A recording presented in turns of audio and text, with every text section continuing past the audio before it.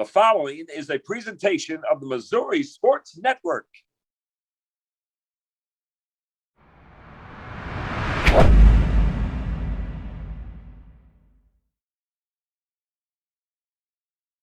One. Hey, welcome back to the Missouri Sports Network, MissouriSportsNetwork.com, where everyone has a home field advantage, presented by the Great Southern Bank, Doak Propane, Shelter Insurance, Missouri State Highway Patrol, Bank of Billings, and Central Bank of the Ozarks. Certainly glad you tuned in. And as always, the Missouri State Highway Patrol reminds us to take that 3 seconds and buckle up. It's 3 seconds that could save your life.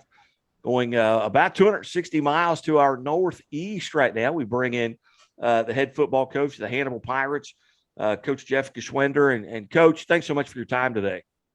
Hey, no problem. It's my pleasure. You bet. 8-0 on this season. You're state ranked. Tell us a little bit about the season from your point of view. What are some things you guys are doing really well right now outside of winning football games? Well, the kids just came in right off the bat, first day of weight training with a goal in mind. We had 70 kids first day of weights, and that's how many we have on the team right now. So, we had they came in with a mind to work and a mind to just make themselves better in every aspect of the game.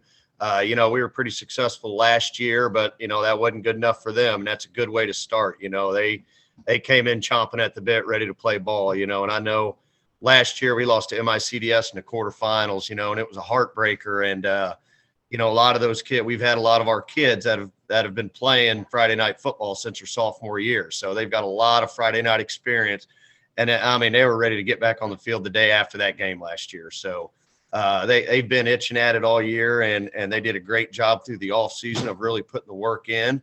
And, throughout the year, it's just really been, one day, one game at a time, just coming in and really focusing on the technique and a lot of the little things, that we lacked the past few years. And, I think our kids have done an outstanding job of really focusing on those little things. They came in knowing that we all knew that we had, a little bit of talent, but obviously it takes a lot more than just having talent to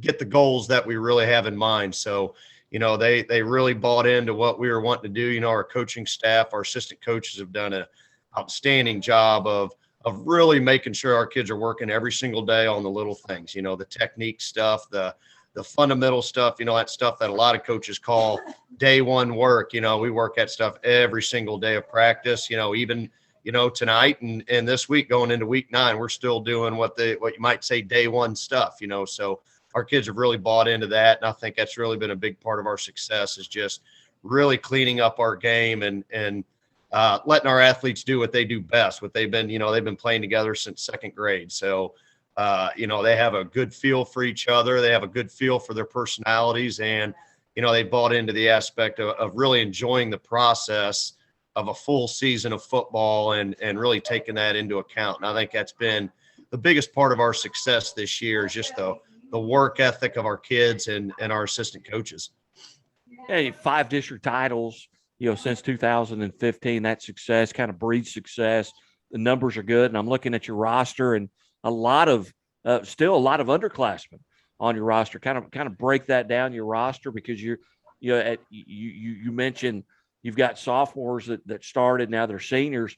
You've got a lot of freshmen, sophomores in your program right now. Yeah, we really do. Our junior high level has done a great job of keeping kids out and having fun and making sure that they come out and teaching them fundamentals into coming into high school. So I think that's a big part of it. But, it just goes to show that, we're going to play the kids that come out, and it does not matter how old you are or what grade you're in. If you come out and do the work that, and the level of work that we're looking for, the expectations we're looking for, you're going to be on the field and you're going to play. And, obviously, like you said, we got a lot of seniors that have been playing, that have been starting since their sophomore year. And those seniors have really taken that leadership role and know exactly what to expect each and every Friday. And when you have those seniors that can do that, those younger guys just buy right in with that, and I think we have a very talented sophomore class, and even junior class, sophomore class a little bit bigger. And you see that with we got a good handful of starters on both sides of the ball that are sophomores. and I mean, they go out and they play like upperclassmen. You'd never know they were sophomores by looking at them on the field. So they've done an outstanding job of really taking a hold of the leadership that our seniors have put down there and just coming in, working every day and having fun playing football to get better. Yeah, you look, you're 8-0 right now, but a tough matchup to open up the season. You draw Helias Catholic at Helias Catholic, and Helias is 7-1 right now. You get a big win there. You get a shutout win over Marshall here last week. What are some things that you feel like as a program, as a team, you're really doing well right now? And what are some things you feel like, if you're going to make that run and get beyond where you were last year, what are some things you maybe need to work on here in these last couple of weeks here going into districts? I think some of the things that we're doing really well, our kids understand that we have a lot of team speed on both sides of the ball. Our coaches understand that we have a lot of team speed, and we've really used that as far as a lot of the philosophy that we're putting into the game, not only on really all three aspects of the ball, offense, defense, and special teams. We've really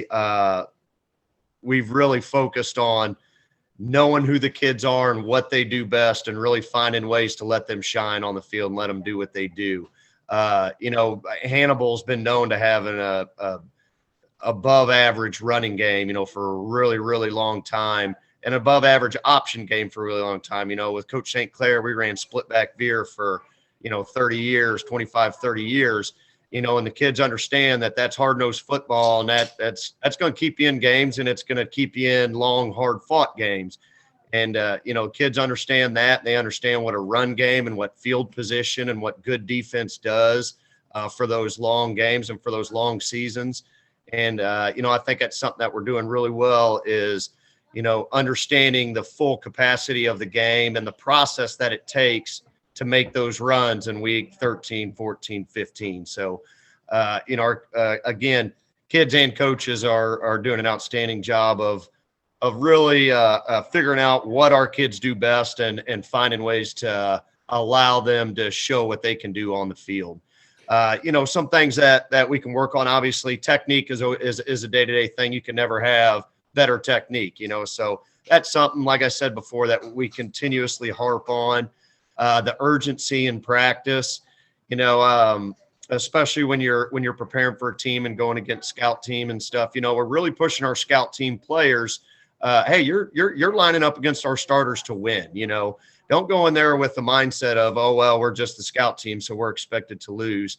Go out there in practice expecting to win and playing hard to win, and that's just going to make everyone better all the way around, not only just our depth better, and it makes us more comfortable of getting more kids on the field, but it really helps out in the aspect of just making us tougher and keeping our urgency up in some of those long, hard games, Another thing is just not only defensively, but offensively and special teams, just, are making sure that we're head disciplined and eye disciplined, making sure we're seeing the right things, making sure we're doing our homework as far as watching film and really taking tendencies into account to slow the game down for all of us, not just the players, but the coaches also. So, those are some things that we can continuously work on and continue to get better with. Once again, visiting with Hannibal Pirates head football coach Jeff Geschwinder. And coach, as you look at your district right now, you're sitting atop, in the number one spot, probably irregardless of what happens with battle, you're still going to be in that number one spot. Kind of handicap that district. And do you ever imagine you'd be in a district with Jeff City? I tell you, that was probably the biggest surprise, the fact that Jeff City goes from Class 6 to Class 4 and they pop right into our district. That's something that you don't really think too much of. But, we've preached this to our kids all year long. It makes no difference, who we're playing, who we're lined up against. We're going to prepare for every game the same, It doesn't matter if we're playing the top state-ranked team in the state or the worst team in the state. We're going to prepare for them. It's another game, and it's another opportunity for us to get better, and it's another opportunity to show what we can do and go out there and have fun, because that's what it's all about. It's going out and learning and really having fun. A game of football is fun just for players and coaches and media and everybody. I mean, this is a fun time of year, so we really try to buy in on that. And but as far as district comes along, so a lot of the teams in our district we've seen once already. And, it's tough beating a team twice, and there's a lot of good coaches out there that can really figure out a lot of the holes and a lot of the weaknesses that other teams have. And regardless what happened the first time around, you got to prepare for it like it's a whole new team, especially a team like Jeff City that we saw week 2 and then turn around. We may end up seeing them, week 12, so they're in Jeff City. They're a whole new ball club than they were week 2. That coach they have right now is doing an outstanding job. Just from watching film on them last week against Battle, and breaking Battle down, you can just tell that Jeff City's made huge steps on the progress they're doing as far as the way their line's playing, the way that they're running that new style of offense. And that coach is sharp. He knows exactly what he's doing as far as manipulating formations and finding weaknesses in defense. So, like I said, the rest of our district are teams that are in our conference that we've played already, besides Warrenton. So, it's a case of, hey, you throw someone in front of us and we're going to prepare for it just like anybody else. We're going to go out and give it our best shot, and we're going to go out and play and work hard and have fun doing it. And again, we're visiting with Jeff Schwender, the head football coach for the Hannibal Pirates. And Coach, just for the viewers and the listeners, a little bit about your background. How long have you been at Hannibal? Where did you, kind of cut your teeth at, so to speak, at high school, college, and how'd you end up at Hannibal, and how long have you been there? Well, I first started coaching at Bowling Green High School. I got on as an assistant coach, and that was in 2007. So I coached there. Coach JV was defense coordinator there for a little bit. We made a state run in 2009 and lost to Cassville during their big heyday during those times when Coach Large was down there, and and then I ended up becoming the head coach at Bowling Green 2012 through 2014. So 3 seasons there where, we lost Pellmeyer in the district championship. My last 2 years there in some hard fought games where, Pellmeyer ended up going to the semifinals and losing to Blair Oaks on those years. But, that's really I got my first head coaching experience. And then, after that, I wanted something a little bit different. Wanted something a little bit different and, wanted to go somewhere a little bit bigger, you know what I mean? And Hannibal is a team that was a place that I respected my entire life. I'm from Louisiana, Missouri, a much smaller town, south of Hannibal. And Hannibal is always the bigger team in our area. There's not a lot of big teams around up here. So, and Coach St. Clair was a head coach there, and he was someone that I talked with quite a bit when I was at Bowling Green. And it was a case that I really wanted to go up there and coach under him and coach under his staff and really learn Class 4 football. And he's been an outstanding mentor to me as far as the coaching aspect, So I came to Hannibal in 2015. So I've been there since, and I was, with Coach St. Clair. I called plays with him pretty much the last, 3 years of his tenure up here. So he really showed me and taught me quite a bit. And the thing that I really respected about him was, he ran a program very similar to the way my dad did. My dad was a head football coach in Louisiana for 30-something years. So I saw a lot of the background stuff that goes along with being a head coach, not just on the field stuff. And that was something I really liked about Coach St. Clair was that he had really the same mentality as far as football as my dad did. And when I came up here, it was like I'd been coaching up here forever. I jumped right in with their staff, and they're all great guys. And a handful of them we still have around coaching with me right now. So, it's just been it's been fun. It seems like it's been the right fit for me coming up here. And, I just took over this year, and so far it's been a great time. You bet. And Coach, we appreciate so much you being generous with your time. I know it's, going into week 9 and getting ready to get, preparing for playoffs. We always appreciate those coaches that can give us a few minutes, and thank you so much for being part of the Missouri Sports Network. Oh yeah, no problem. This is what it's all about. Like I said, this is the fun time of the year, especially for all of us, not just coaches and players, but for you guys too. So you guys do an outstanding job of really covering high school sports. It really gets the kids excited about what they're doing. families and communities really love hearing and seeing stuff like this. So we appreciate you guys as well. Hey, you bet. Couldn't do without you. Couldn't do without you. And Coach, I appreciate it. You're listening to the Missouri Sports Network at MissouriSportsNetwork.com, where everyone has a home field advantage. Keep it right here.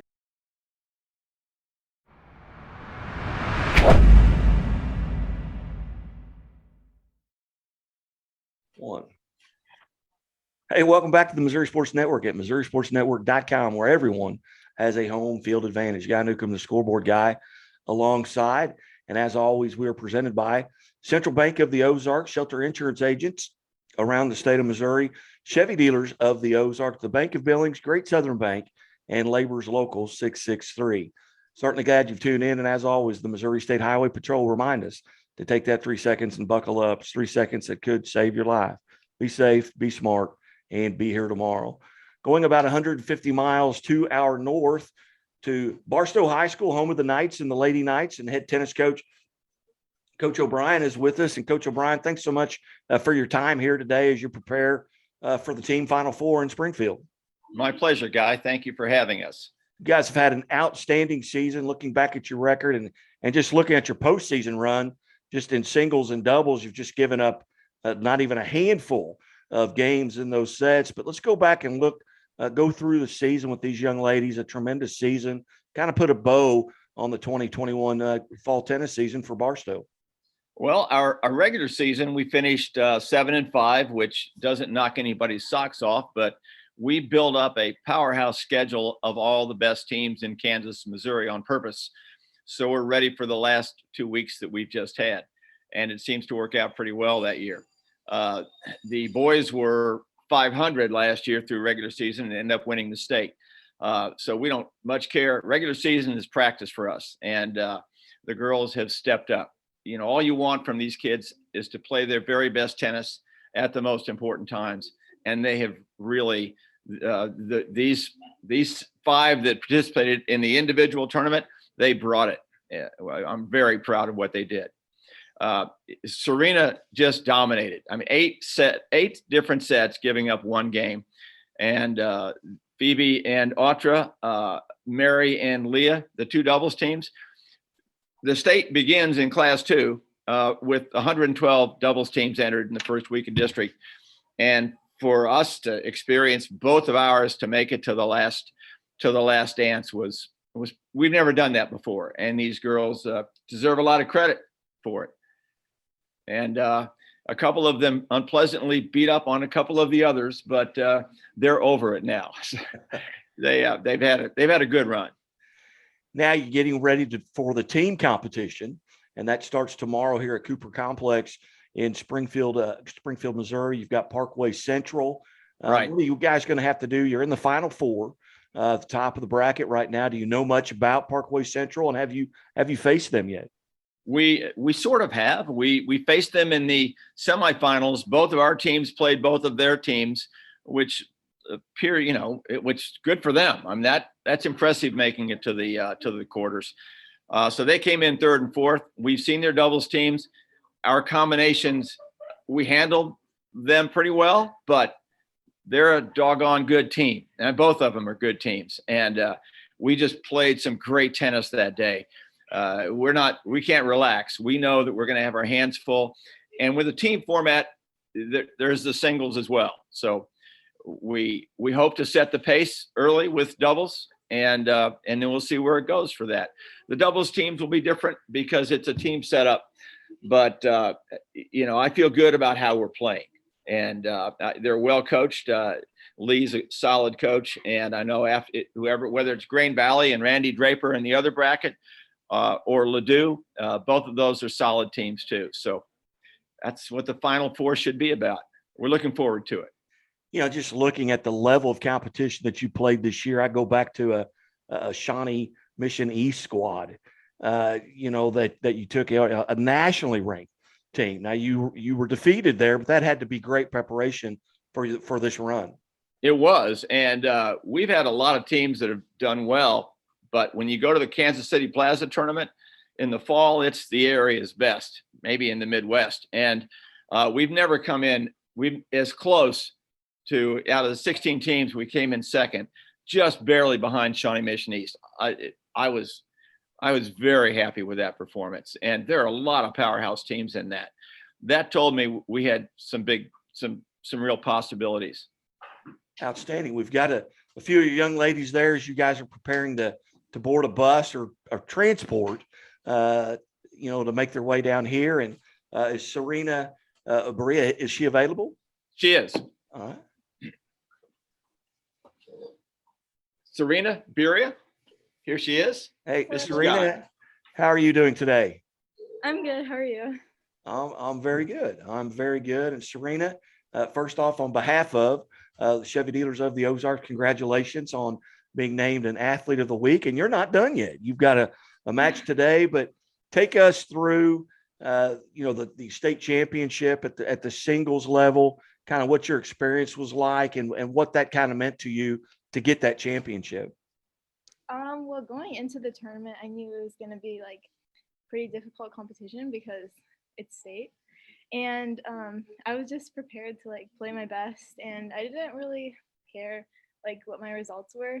And I kind of just worked. Like I won my first match, and it kind of gave me confidence going into the second and eventually the third round. And so, yeah, it made it a lot better. Now, you dropped one game in those 8 sets, I believe. Do you remember that game? Yeah, I remember that game. I think I made a couple like silly mistakes, and she actually hit I think really good serves, and that was probably the reason why I made those mistakes. But it's okay. That was a good game for her, and she definitely deserves that game. She was playing really well. Tell us a little bit, the listeners, the viewers here, the style of game that you play. Are you a big hitter that stays on the baseline? Do you like to serve and go to the net? What's your favorite part of your game, and what's your style? I've been working on my serve a lot. It wasn't really like a big part of my game like a couple years ago, but like this last summer I've been working on it a lot. So it's definitely become like one of like the highlights of my game, to be honest. And I've always been pretty like aggressive from the baseline. I don't really close in that much, even though I should, but I kind of just stay at the baseline and like push through it. What do you do to kind of get prepared? I mean, for example, tomorrow at noon, you're entering the team competition. What are you doing that morning in the morning to kind of prepare yourself mentally, physically? Are you drinking a lot of water? What do you do to kind of get ready for that? Well, I kind of, it kind of sounds silly, but before every match, I like have the same routine, like from like the night before to like right before I go onto the court. And so I like eat the same thing. I do like movement exercises right before I go on, so I'm not starting like really slow, like at the beginning. Yeah, that's pretty much it. As you look back on this season, tell us about maybe some of the rivalries that you've kind of developed, because maybe you're playing in the summer, you're playing in club tennis, what are the matches that you really get up for? Because maybe you're playing someone that you may know or you may play with, in the summer or things like that. What are those rivalries like, and who are some of those people you really enjoy matching up with? That's kind of funny because I did play a lot of people that some people I actually like practice with like during non-high school season. I don't know if you can say it like that, but and other people I play like almost like every like USTA tournament, and so like seeing them in a high school match was kind of like weird, I guess, because it's not usually, I don't really play them in that kind of environment, but it was still a lot of fun, and I think it was more friendly because we like, it was for high school season, and high school season is supposed to be like enjoyable, and it's not as like as tense as USTA tournaments. I don't know if I should explain it like that, but it was a lot more enjoyable to play them. It wasn't as much as like tough competition. Yeah. And Serena, what grade in school are you?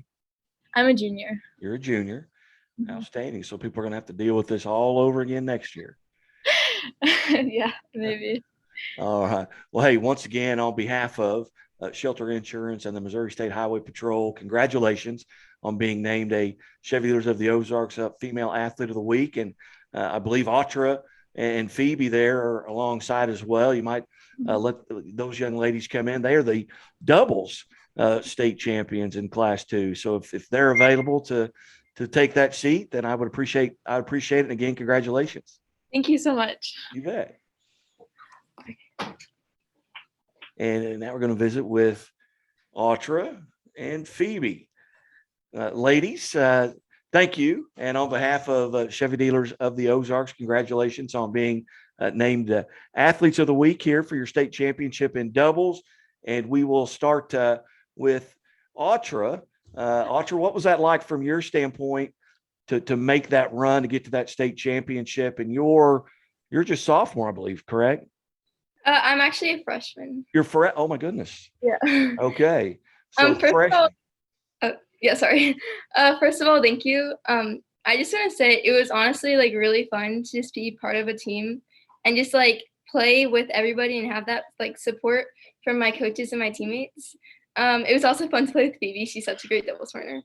Going into the final match, we definitely had some nerves. It was pretty nerve-wracking, but once we got into it, it was like fun. You just like do what you love, and it was really fun. Well, what did you do to calm yourself down? Well, me and Phoebe, we talked it out. You know, we like ran a bit, and yeah, we just like got into the game. It was like, I don't know, we just like lost the nerves as we kept going. And Phoebe, what was your experience like? And of the two of you, who was more nervous and who had to calm the other one down the most? I think I was a bit more nervous. I think Acha had to calm me down a little bit, but it was a great experience. And what, as you look back on the season, was there like an aha moment where you thought, we could maybe make a run at a state championship? Was there a moment there? Maybe it's against Lee Summit North, that was a loss, or maybe Notre Dame or something like that, where you felt like, hey, we've got an opportunity. At the Kansas City Invitational, we beat the Shawnee Mission East 3-time doubles state champions in a tiebreaker, and that was a really good win to boost our confidence. Now, ladies, do you run into, and I asked, Serena this about, the rivalries. Do you see a lot of the same young ladies during the season that maybe you see in the outside of high school tennis? Do you run into those? Do you have great rivalries? Do you look forward to playing some of those teams? Yeah, there definitely were a few people that we've seen at USTA tournaments too, and like outside of school as well. And it was really nice to see them. It kind of like lessened the nerve because you had like people that you knew there too that you were playing against. So yeah. Mm-hmm. All right, I'll go back to Phoebe a little bit. Phoebe, kind of describe your game. Or do you like? Are you a big hitter? The baseline? Do you like the net? Which is your favorite position in doubles? Well, when I play singles, I really like to stay aggressive at the baseline, but in doubles, I try to be really aggressive at the net. And Aurora, same question. Where are you more comfortable? And in singles, where do you like to be? And do you like to go to the net? I do like the net. I won't say I'm like that good at it, but I do like hitting some volleys. And in doubles, I usually take the backhand side, so I'm usually at the baseline, and then Phoebe puts it away at the net. Very good. Very good. Are you guys looking forward to tomorrow? Yeah. All right. Very good. Well, on behalf, once again, of Chevy Dealers of Missouri, Chevy Dealers of the Ozarks, congratulations on being named High School Athletes of the Week, and best of luck as you go through tomorrow and go get a state championship, and we'll do this again next week. Is that fair? Yes. Thank you so much. Thank you. You bet. And Coach O'Brien still in the room. And as we here, we're visiting with Barstow, the Lady Knights tennis team, and head coach Tom O'Brien and Coach O'Brien, delightful young ladies. And you've got to be excited to have a group like this.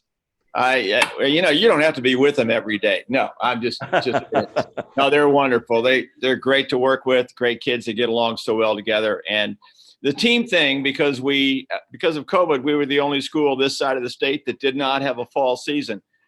And because of COVID, these sophomores and freshmen, I mean, it's their first time playing as a team. And it's pretty new experience having your teammates on the side wanting you to get this next point and rooting for you. That's a great experience. No substitute for that. And just, for the viewers here that may be watching again, we're visiting with Barstow High School tennis coach. Coach, give a little bit of your background. How long have you been at Barstow? How did you arrive there? Where did you kind of cut your teeth at high school and college? I went to a little private school, St. John's, played some tennis there, nothing that would be worthy of any of this time. And I've just played tennis all my life, and I coached. I've been doing this for almost a little over 40 years. Tennis, did basketball for a long time, but just tennis the last 15 years, and about 15 years here. I retired from teaching, and I thought I'm not done yet. So I got back into the classroom here and picked up girls and guys tennis, and it just have been glad I did. It's been a real trip. Well, very nice. Well, Coach, I certainly appreciate you being generous with your time here, and the young ladies being generous with theirs as you're getting ready to make a trip down here to Springfield, and we may be over there tomorrow just to kind of take some pictures and introduce ourselves to you guys. But best of luck and safe travels. That'd be great. Thank you very much, Guy. I appreciate it. You bet. You're watching the Missouri Sports Network, MissouriSportsNetwork.com, where everyone has a home field advantage. Hey, we'll keep it right here at MissouriSportsNetwork.com.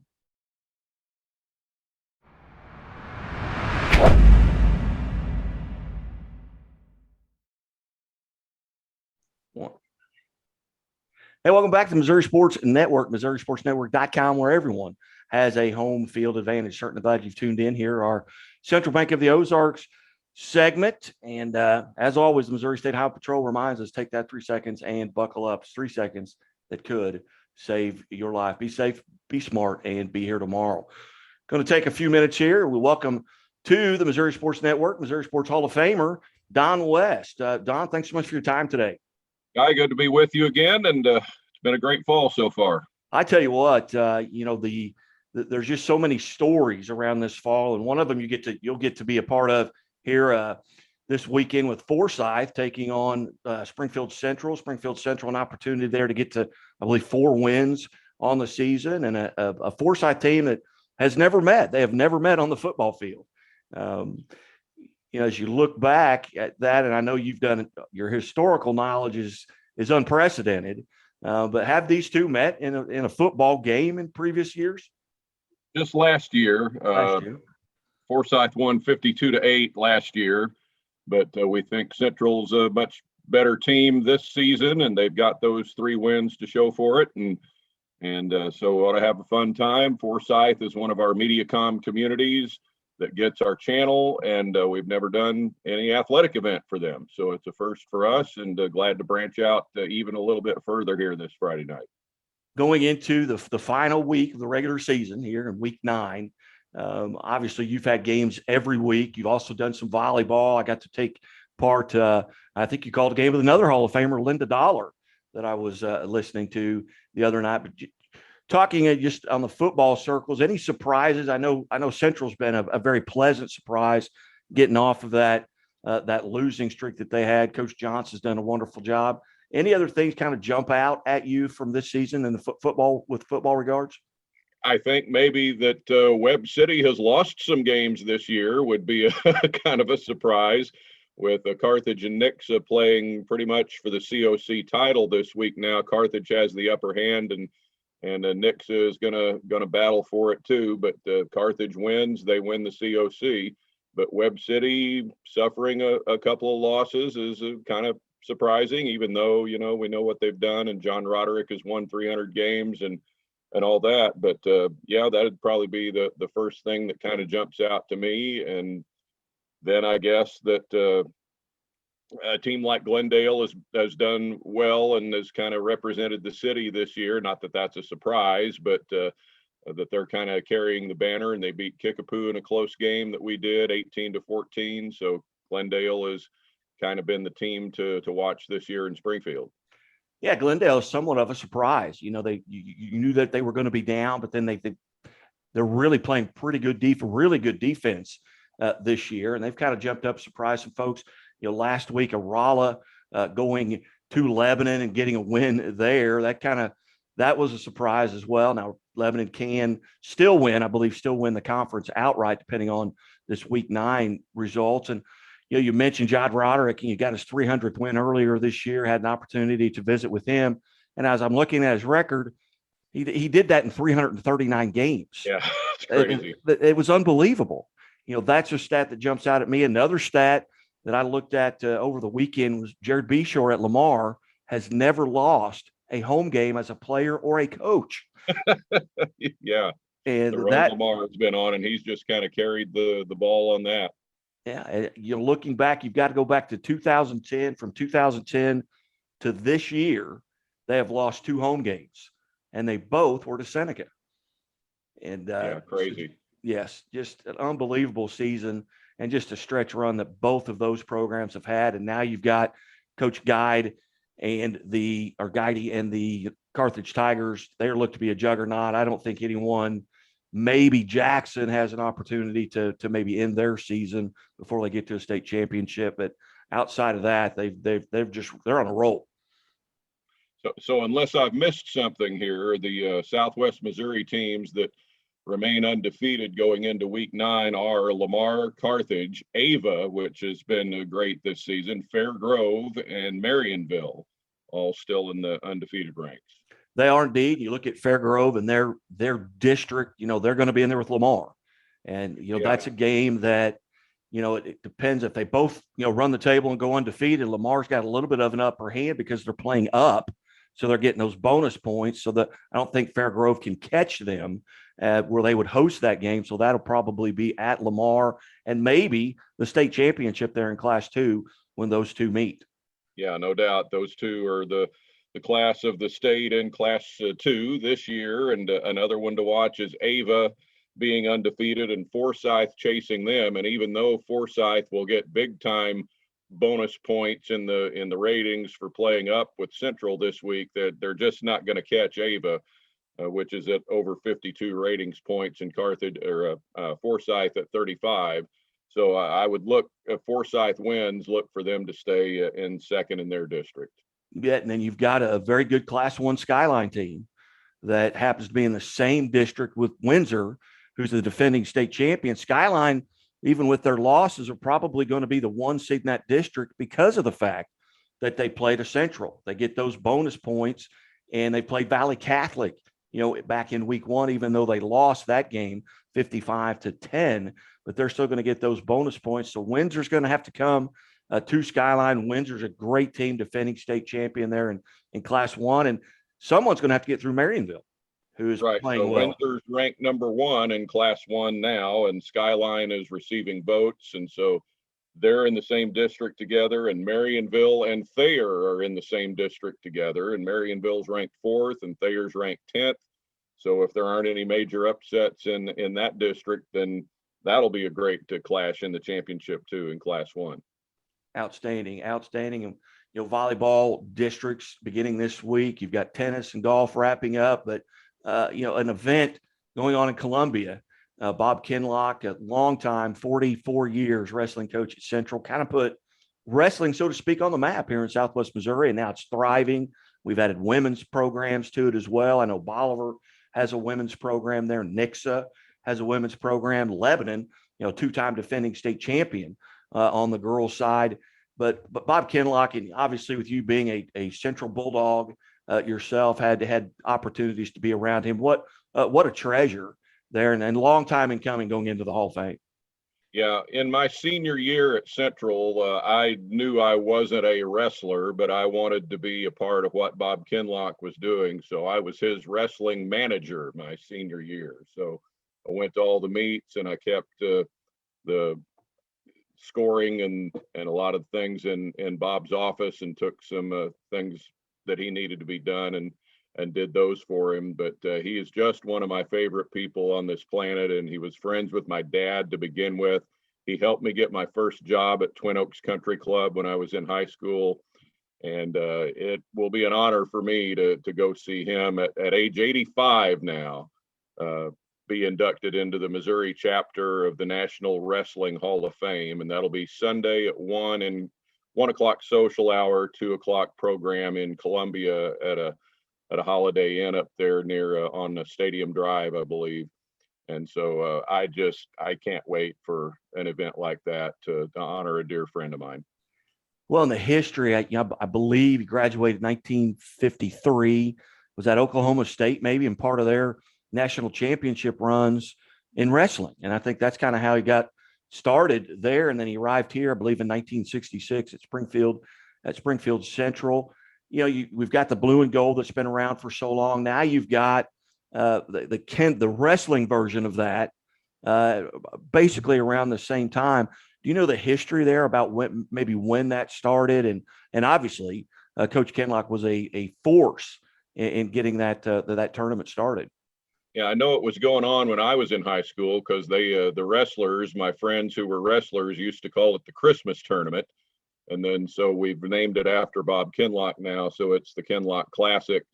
And I know it goes back at least that far and probably back into the 70s too. And Bob started wrestling both at Central and pretty much in the city in 1966, and then stayed on at Central well into the 2000s and continued to coach golf after he stepped away from wrestling. And so he had just about 50 years in at Central as a coach in one sport or another. And he coached a lot of stuff. He was football assistant back in the day, a long time back. And I think baseball too, maybe, but I know wrestling and golf have been his main two things. And I played golf for him at Central. We weren't any good, and I wasn't any good, but we did play golf, and I got to see him get his only hole-in-one in 1985. Actually, I didn't see it because we were looking straight into the setting sun on a number 9 at Bill and Payne Stewart that faces due west, and he hit a shot. Nobody saw it because we were looking into the sun, and we were looking around for it on the green, and no one could find it. And finally I said, I'll look in the hole. So I go look in the hole, and it's sitting there. And I said, it's in there. And they're like, I was playing with Matt Stringer and Jeff Robbins and Bob, and they're all like, oh, come on, man. We're trying to find his ball. I said, no, guys. And I picked it up and I said, it's in there. And Bob's knees about buckled. And that was one of the greatest moments of my young sporting life at the time. Outstanding. Again, here at Missouri Sports Network, we're visiting with Hall of Famer Don West, the MediaCom MCC or MC22. You've got Forsyth and Central here. As you look forward, what are some plans here for next week? And I know it's tough because some of the districts haven't been decided yet. There's some that are maybe a little bit up in the air. And then you've got some volleyball stuff maybe too, possibly in your future. What are your plans here going forward here in the next week? Well, my volleyball is all Missouri State from here on out. Willard, and I do games for Willard High School too. I did their Monday night match against Branson, and they honored Coach Jamie Lee Hancock for getting her 600th win in the Lori Endicott Invitational in early October. But my coverage has to be over for them just because of other conflicts on all the postseason dates that volleyball is playing. So I will be doing some Missouri State volleyball down the line, and they have several home matches left well into the month of November. So I think we got about 4 or 5 of those left on the schedule. And as far as MediaCom football, we're going to wait until Monday when everything is official, because, you got those factors of, did this team beat this team, but they're below them in the district rankings? Well, they get to jump up a spot. So we're gonna wait until all that settles and then pick a game that hopefully involves 2 MediaCom communities to do in week 10. And then beyond that, it might get kind of tough on down the line because so many of the top teams like a Marionville and a Thayer, well, neither one of them are MediaCom communities. And so we kind of have to have that to keep our season going. So if there aren't any, by the time we get to the district finals, we might be done. But we're hoping that somebody can come through and give us a win and a home game and a chance for us to continue to do football. You bet. Well, Don, thank you so much for your time today. And again, a tremendous honor for Coach Bob Kenlock. And I knew you would have some very nice things to say about him having been his manager and and pulling the ball out of the hole. I didn't know that story. That's a great story. Great Yeah, story. one of my great sporting moments. I certainly didn't have any on the golf course myself, but I got to see a great one from Bob. So that's Sunday at 2:00 in Columbia. Bob Kinlock being inducted into the Missouri chapter of the National Wrestling Hall of Fame, and it's a great thing to be a part of. Well, Don, thank you so much. Outstanding job today, and we look forward to running into you. And hopefully, when basketball season starts, we can get back to the tip-off club, and that stuff will kind of loosen up. I always enjoy those moments. All right, Guy. Thank you very much. You bet. You're listening to the Missouri Sports Network, MissouriSportsNetwork.com, where everyone has a home field advantage, presented by Great Southern Bank, Shelter Insurance, Doak Propane, the Bank of Billings, and your shelter insurance agent in Aurora, Grant Baker. And we'll be back after this.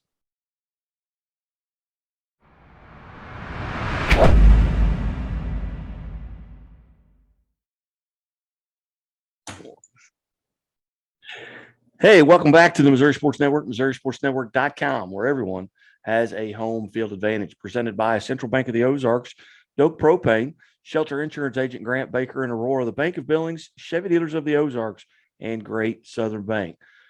And as always, the Missouri State Highway Patrol reminds us to take that 3 seconds and buckle up. It's 3 seconds that could save your life. Be safe, be smart, and be here tomorrow. Continuing on with our high school game day basketball previews, we go to Greenwood High School and welcome Greenwood High School girls basketball coach Mike Percival to the show. And Coach Percival, thanks so much for your time. No problem. Coach, you guys about 500, last year in a limited. I think you played 18 games as far as what I could find a year ago, right around that 500 mark. Talk about the kids you got coming back into the program and what you've got to replace that you lost to graduation. Okay. Well, we lost one player to graduation, Keely Roberts, and she's moved on. I believe she's going to school at Western Kentucky. And for the most part, that core group is coming back. But we did lose a couple of our juniors that we had hoped would be back. Bella Stuckey had tore her ACL 7 seconds into last year, and they have since moved on to Texas. So, and then the McKinley McCall had been, they actually had their injuries the same day. McKinley was at Kickapoo, and after her injury, she transferred back here. So she was out, but it doesn't look like she's going to make it back either. She's had a more serious injury, and I think the surgeons have told her might not be optimistic for playing basketball. So those are two that we were counting on that won't be here any longer. But we've got a couple of seniors and some sophomores and a couple of juniors that coming back. I've got about 6 coming back that have quite a bit of experience. And then we've got a lot of inexperience coming behind them. Coach, talk a little bit about those just individually that you've got coming back that have maybe had some varsity time and maybe who you're going to look at to maybe step in and give some varsity time to this year. Well, our leading scorer last year was Hannah Gibbons, and she'll be a sophomore this year. And her running buddy, Cammie Parker, played the point. So those will be 2 people that we'll depend on a lot to bring some scoring to us. Blair Brown is a senior, and Rachel Pinniger. Those are both our returning seniors, and they'll give us a lot of backbone there because of their experience that they've had. We also have Tess Fowler and Rylan Anderson, who are juniors, and they've felt what it's like to be on a varsity floor. So we're going to depend on those 6 a lot. And then we've got a lot of young kids that maybe haven't played in the last couple of years or haven't played at all ever. So we'll have a lot of experience at the bottom of our lineup. Coach, your schedule, any changes to what it's been over the past couple of years? Have you added a tournament? Have you added games, maybe even outside the area? Or, what's your schedule like just overall? It's changed a few times, but just with singular games, our tournaments they'll be the same. Of course, our big one is the pink and white that we host with Springfield Public Schools there over Christmas. But we're going to wind up and open the season up. We did add Parkview, so we will play Parkview here at Greenwood on that Monday before Thanksgiving, and that's a new addition. And then we'll head to Crane for the Crane tournament and start getting well into our season at that point. Speaking of new additions, you guys comfortable in your new home there in the new gymnasium? It's a fantastic facility. Well, what's that meant to both programs there at Greenwood? Oh, it's meant the world. It's a great facility, like you said. It's a lot more room, a lot more comfortable. We have some upgrades as far as things for the fans, the scoreboards, and we've got a digital video board and things like that. And it's really just kind of put a little bit of life in the program and help kids be motivated to participate one way or another. Sometimes they may not play basketball, but they'll also cheer or be in the pep club for the ball games. So it's kind of a family atmosphere around here at Greenwood, and it's really been something special for us. Coach, what are the numbers like? What are your expectations here as you go forward? With just total numbers program wide, and are they up or down, or what do those look like? For us on the girls' side, they're going to be about the same. We usually sit around 10, give or take, and of course we've got a couple that are injured of the ones that we're expecting to be playing. But that's usually where we sit right around there, 10 or 12. So for the girls, we've started a lot of the youth programs, starting to keep them a little busier and hopefully build some interest. The guys still have good, solid numbers. So they're looking at varsity JV games every night, and they'll be fun to watch again. Ball's going to move quite a bit, I think, and be fun for the fans. And Coach, as you look at your coaching staff, it's always, I know you've had some coaches in there that, part of your coaching tree that maybe have moved on, but who's coming back and helping you out here on the girls' side this year? This year, I'll still have the same assistant. It'll be Lucas Burt. He's actually doing his student teaching now here under me. So we have him, and that's been a good, solid fit for us. This is his second year there. We've also let his dad come on. His dad brings a lot of years experience from Rogersville, Hollister, Galena, so on. So we've got that bunch together. On the boys' side, the staff's still the same. It's Darren Taylor with Joe Black as his assistant. So, we have a lot of turnover in the younger positions, but a lot of the time the other positions stay pretty solid and consistent. And Coach, correct me if I'm wrong. What conference are you in? Are you part of a conference? No, we're independent. Right. And what are the challenges there with scheduling? I know you play a lot of, like you mentioned the Crane tournament. You've got Galena, I believe, on your schedule, and a lot of those teams out of that conference. But does that pose some challenges there to the scheduling? It does a little bit more so when we get later in the year. If we've had some cancellations and stuff, we'll run into some teams that have to make up conference games and things like that. But as far as picking up games, it's not usually been that big a deal for us. Once again, here on Missouri Sports Network, High School Game Day basketball preview, visiting with Greenwood girls basketball coach Mike Percival. And Coach Percival, for the viewers, listeners, you might just kind of fill in a little bit of your background. I know we go way. I did my student teaching at Fairplay when you were there. You might go back and just kind of fill the folks in on your background and how you ended up at Greenwood. Well, I actually started here at Greenwood. I did a graduate assistantship back in, I'm going to date myself pretty good here, but back to 88 to 90. So I was here for 2 years. I experienced the end of the Atwood era and the beginning of the Fisher era. So that was quite a connection there. But spent some years at 4 years at Stoutland, 3 years at Fairplay, which is where we ran into each other. And then wound up total. I was at Hartville twice. Spent 17 years total there. And then had a 4-year stint at Willard, a 1-year stint at Sparta, and here I sit at Greenwood. And you mentioned that just that coaching tree coming from Coach Atwood and even Coach Fisher. You can point around the area at guys that, whether they're at Skyline or whether John Schaefer at Rogersville, and just guys around the state that kind of started there. You still keep in contact with that tree a little bit? Some of them we do. I mean, it may not be regularly, but we run into them, or we'll see them at a coaching clinic or something, something that Misha has going on. And that's always fun. I mean, to be entertained, you need to get Mark Fisher and Todd Mercer together. That'll really entertain a person. Well, I tell you what, played a lot of cards with Coach Mercer back in the day, but did he cheat? No. Todd would never, ever do anything like that. But Coach, when you look at your coaching style, who kind of influenced you the most? Was it, a former high school coach? Was it that time you spent with Atwood and Coach Fisher, or where do your influences come from? Well, it's just kind of a combination of people. Of course, I spent a year managing for the Bears basketball over there with Charlie Spoonhauer, so that was a huge influence. And then with Atwood and Fisher, there's two completely different personalities that have a history of success in basketball. Got a lot from Steve Hunter when I was at Hartville those first 2 years before he moved on. And I've over the years, a lot of faxes. I pull out faxes here and show them to Darren Taylor over here and say, you remember sending this to me? And it just catches him off guard. But I've had a lot of quality coaches that I've had the luxury of being around and just picking up odds and ends here and there. Well, it's always, you've always been a joy to visit with. And even those times where I spent just doing, went from you to Dan Stander that year when I was doing my student teaching, went from Fair Play as a field-based student to Greenfield when Coach Stander was at Greenfield, and he's still in it as well. But always good to catch up and, look forward to, this season getting to see, hopefully we'll get back into the tip-off club and, court talk, which is the women's side of the tip-off club. And, always look forward to those breakfasts for the pink and white and then, the blue and gold. Those are always great. And my dad won't miss those. I mean, have free food, and scoreboard guy's father will travel.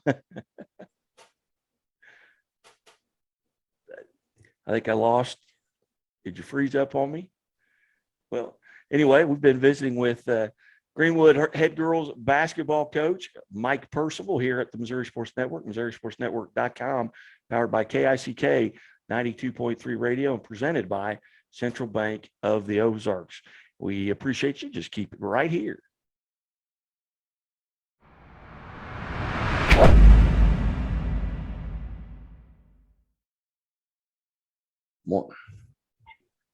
Welcome back to the Missouri Sports Network, MissouriSportsNetwork.com, where everyone has a home field advantage, presented by Central Bank of the Ozarks, Grant Baker Shelter Insurance Agent in Aurora, Missouri, Doak Propane, the Bank of Billings, Chevy Dealers of the Ozarks, and Great Southern Bank. And as always, the Missouri State Highway Patrol reminds us to take that 3 seconds and buckle up. It's 3 seconds that could save your life. Be safe, be smart, and be here tomorrow. Speaking of our shelter insurance agent sponsor, Grant Baker of Aurora, we go to Aurora Hound Dogs, and we bring in head boys basketball coach Adam Thornhill. Coach Thornhill, thanks for joining us. Yeah, thanks for having me, guy. I really appreciate it. You bet. Third year there at Aurora going into, you got a couple years under your belt there, a 500 season a year ago. Tell us about what you've got coming back and some of those kids that you're going to have to replace. We have virtually almost everyone coming back. Actually, we are replacing it's a tremendous young man in Dante Floyd, who had been with us, for 4 years of high school, and just a good example for our younger players as they've came through. But he's gone now, and we bring everyone else back. So just about 98% of our scoring and rebounding and everything else is back, and so we're excited about the season. And what what are the numbers like? And I know you're just getting ready to start here. You maybe have had some open facility or open gyms, or what, I don't know what the new terminology is now with the 3 hours a week that you've been given. But talk a little bit about the numbers. And I know your football team's playing awfully well, and of course those guys that are part of that right now can't be involved. But just kind of handicap the numbers there for the Hound Dogs. Yeah, we'll be we've been in the mid 20s, and we're capable of putting 3 teams on the court with a freshman, a JV, and a varsity. And so that'll be no different this year. Football excited about the success that they're having, and we're confident that success will breed more success in other programs, and just excited what Coach Weldy and his staff and guys have done this fall, and we're in no hurry to get them back, but we know when they will come back, they'll the guys that will add are guys that are going to bring a physicality to our team that will be needed. But we got a lot of skilled guys, a nucleus of skilled guys that don't play football, that have spent a lot of time in the last 7 weeks in the gym with us, as Mish has allowed us 3 hours a week with them. And so it's been a blessing for us to get in the gym and work with those guys. And so we bring a strong nucleus back of guys that just are hoopers, and then we'll be excited to add those football guys, in December and late November, hopefully. Coach, tell us about some of those guys, that nucleus that you've got coming back. Who are some of those guys, and some of them may be on the football team that are going to be asked to kind of step up and kind of continue what you started building on last year? Yeah, absolutely. It all starts with a young man, Jason Fredgel, who's kind of been our poster child for Aurora basketball, for the past 3 years, and just a tremendous young man, character-wise, off the court, on the court. Has done a lot for us. Scored his 1,000th point about midway through the season last year, and we'll continue to add to that. We're coming up on 500 rebounds, and for a 5'10" dude, it's pretty remarkable what he does on the glass. But great motor, great leader. Going to be a senior this year, and like I said, it kind of starts with him. We got Sage Welch, another senior who started for us last year, comes back, and he's grown a little bit, played a lot of off-season basketball, which has helped him in his development. And we're excited about what he's going to bring to the team as a leader and as a basketball player that will be expected to contribute probably in a bigger role this year. Trenton Darnell, 3-year starter. He's a junior this year, but has started since his freshman year, and we're excited about just what he brings. He's just, he probably understands what we want to do offensively and defensively better than anybody in our program right now, and just a great asset to our team when we when we feel like we've laid the foundation of expectations offensively and defensively, and what we're trying to create on offense and what we are trying to allow or influence on defense. He's got a strong grasp for that, and so excited about what Trenton can do for us. Cameron Savage, football player, and just a guy that's just kind of our enforcer, I guess. Plays physical and kind of an undersized post player, but does a lot for us that maybe goes unnoticed. But he started for us last year too, and we'll add him once football season's over. Two sophomores played a lot of varsity action last year: Kelton Brown and Hayes Hoffman. Both those two juniors will probably step up and have larger roles even this year. Will compete for a starting spot and play a ton. And both of them, I think, are capable of kind of having breakout seasons for them. Just guys that have bought in and have spent a lot of time in the gym since our last game last year. I feel like I'm missing Dante Floyd, another football player. 6'4" athlete that just is exciting where his development has come from. Just probably our most improved player since his freshman year. And again, another guy poised for maybe a breakout season this year. 6'4" athletic, can play above the rim. Has done a tremendous job, just developing as a person and as a basketball player this past season, especially. And then Cohen Abramovitz, he's a sophomore, play a little bit for us as a freshman, just a gym rat who just an unselfish player, just kind of a pass first point guard, but with the ability to score as well, and excited what his future holds too. Coach, as you look at, the Big 8 conference, of course, you've got them divided up in the East and the West. A lot of success a year ago in that conference, on the boys' side and on the girls' side to an extent as well. But you had East Newton, who had a tremendous season a year ago. Nevada had a tremendous season. Kind of handicapped, although both of those are obviously in the West, kind of handicapped that conference from your standpoint. I know Rogersville also a team that had some tremendous success. Yeah, the Big 8 is, I've spent a lot of time in the Ozark Conference and my time in Lebanon, and everybody I think probably would agree that the Ozark Conference, COC, are some powerful conferences that produce great teams in the postseason every year. And the Big 8 is I think overlooked a lot of times. Man, I wasn't, myself included, I overlooked it until I was a part of it. And man, some incredible coaching, some incredible teams that have some strong tradition, that are good every year and or never bad every year. And and especially on the East side, that East side is loaded every year, and this year will be no different, with Catholic and Marshville probably taking big steps forward, and other teams being just as good as they've always been. So yeah, tough conference. And but as a young coach, I remember I always wanted to coach against the best coaches and coach against the best players, and the Big 8 definitely provides that. Coach, as you look at your schedule this year, any changes over the past couple of seasons? Have you added a tournament or an opponent maybe outside of the area? What does your schedule look like in comparison to what it's been the last couple of years? Yeah, a little bit. We've had some teams drop us over the past couple of years, which is always kind of an indicator that you're doing things right. I think when you're not good, everybody wants to play. When you're continuing to improve, you have teams that are like, we're going to go a different direction this year. And so, but we were able to find some opponents, and we picked up Carl Junction. We're going to play them this year, and a couple other teams that I can't seem to remember right now. But our schedule is going to be a good schedule for us, and just like just like probably everybody else says, our conference is so loaded. We're going to get challenged every night in the conference schedule. So, we're going to play Camdenton, big school at the lake, and a school, the Osage. We'll travel there. There'll be a couple long trips for us, but those are some teams we've added and excited about the challenges that they'll provide. Outstanding. And, as you look, and obviously districts won't come out until that week before the season starts. Any anticipation there, or you've got a good feel maybe on where you'll be?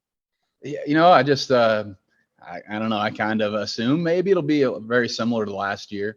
Enrollment wise, we'll definitely still be in this class 4 like we have been. And so I don't know. I assume it'll be kind of the same. And if it is, man, I'm excited about that. I think that district will be wide open, and it'll be a lot of teams that'll feel like they have a great chance of winning a district. So it'll be exciting if it stays the same.